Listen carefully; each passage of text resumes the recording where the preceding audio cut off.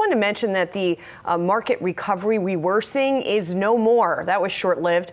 The Dow, the S&P, and the Nasdaq are now all lower by at least 0.5%. So those who are hoping for a quick, sharp bounce back, it's not happening, at least not right now. Can I just follow up something you just said? Because you're worried.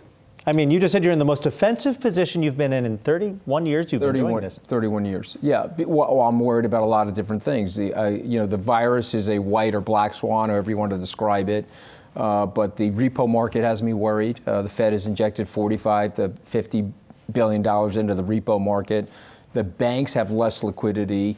And the one thing I think people are going to look back on 10 years from now is the Volcker Rule. They're going to say what happened was we pulled $450 billion of prop capital away from the commercial banks that were regulated by the Fed, and that was okay in a zero interest rate environment.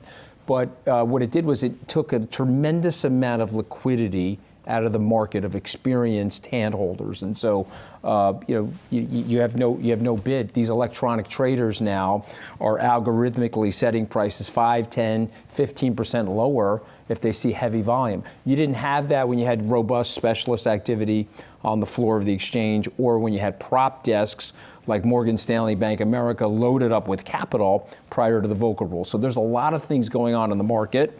Fed obviously is benign interest rate policy, but that may or may not last forever. Remember, we're running a $1 trillion plus deficit. We may be able to do that forever, maybe, but we may not be able to. And you could touch upon a dollar crisis where the Fed needs to raise rates in order to bring in the capital required to fund the government. So there's a lot of different things going on at the same time that I personally don't like, and a result of which I'm in a pretty defensive position. Hey investors, Zach Guzman here. Are you interested in learning more about the markets and getting the latest financial news? Well, then click right here to subscribe to our Yahoo Finance YouTube channel. Get the latest up-to-the-minute market analysis, big interviews in the world of finance, and information on how to manage your money every day wherever you are.